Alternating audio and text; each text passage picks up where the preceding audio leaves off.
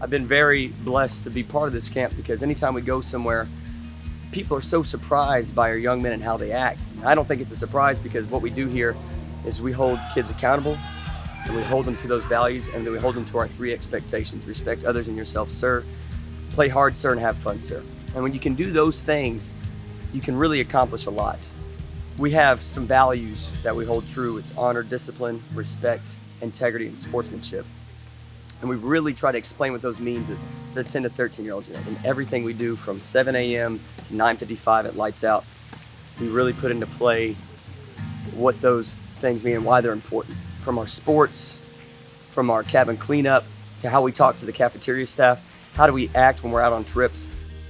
I think for kids now, American children now, everything is instantaneous. If there's not an instant gratification, they lose track, they lose sight. To bring students out here, it's a 3-week summer, intense, fun, accountable work camp, and they don't see that instant gratification at the end of 3 weeks. They might see that gratification after the end of 4 years if they come back every summer and they see how much they've grown in retrospect looking at it first year. I think the realization is when they get into high school or they get into college and then they come back and they realize, okay, I got a foundation of something that's great and special here. What I love about camp and what I think is best about camp is the opportunity and experiences that it presents for these boys. One, obviously the main opportunity and the ultimate goal is to be able to obtain that scholarship to what I believe to be the best university out there at Texas A&M. But if the boys aren't able to reach that ultimate goal, just the experiences that this place provides. So having the boys come out here for 3 weeks a year for 4 summers and experiencing archery and canoeing and the wildlife and just all those different things, being away from home, being outside of their little circle is amazing. I have a lot of respect for Mrs. Reed and her husband, who had the foresight to see the need for a camp like this. And so many times we see underprivileged families or families who just can't make it to college because of finances. You know, Mrs. Reed just has a heart for the kids of this camp, for Texas A&M, the values that the university instills in everyone who goes through there. And so I think this camp just leaves a lasting legacy and a great memory for those kids going here. Not to mention the fact that it really is an investing in their future. And I hope that each and every one of them take advantage of that. Here at camp, we've got a blend of Caucasians, African Americans, Hispanic, Asians, and we try to do a good job of understanding what respect looks like. It starts in here, and then it also starts in our actions.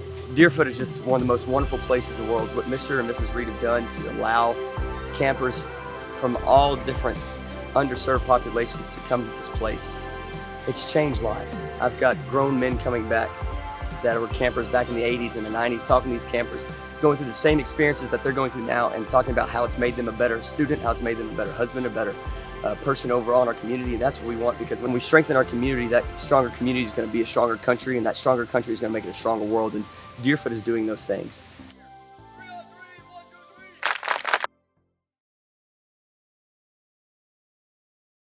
Howdy, I'm Coach Mike. I'm Coach Nelson. I'm Coach Z.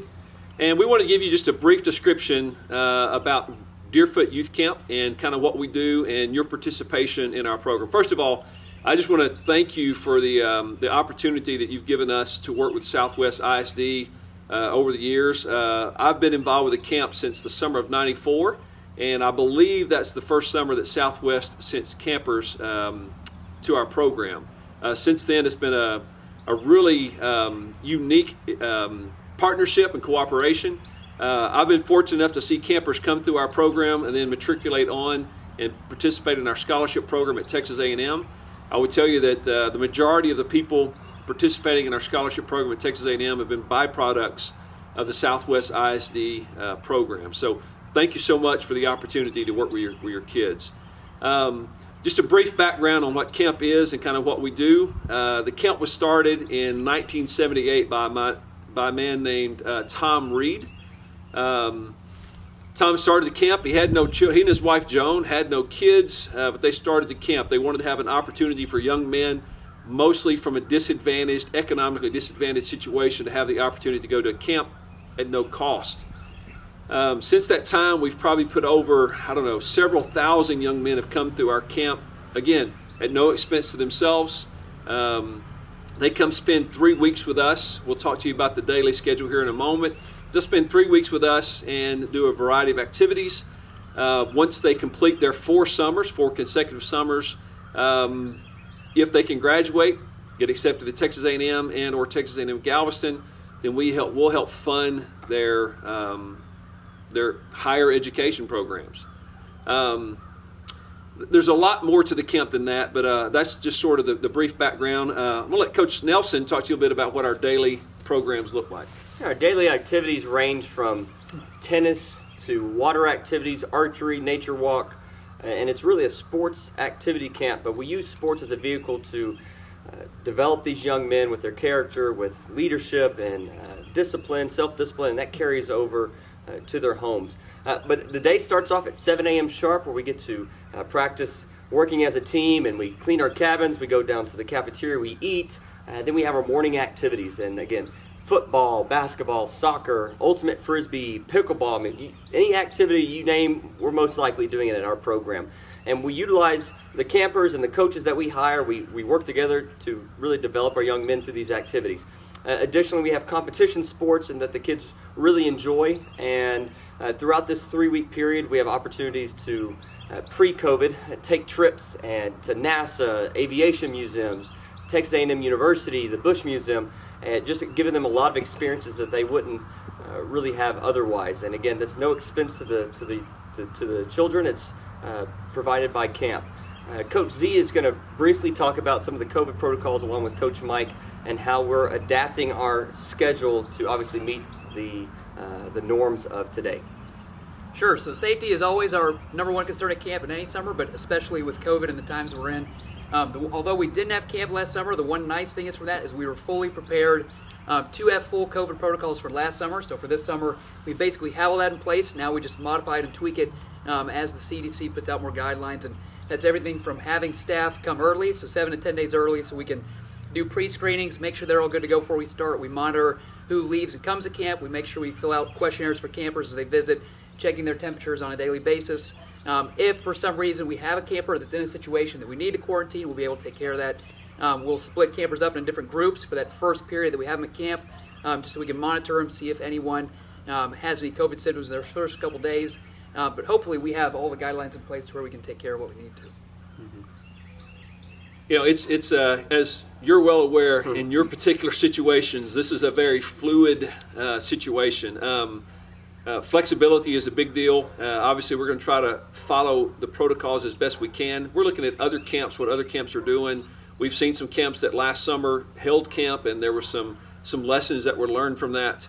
Other camps that did not have camp, and some lessons learned from that as well. So we hope that by the time the camp season gets here, we have a much better picture of what the summer is going to look like, the protocols that are going to be in place, and we're happy to update those with you as we move forward.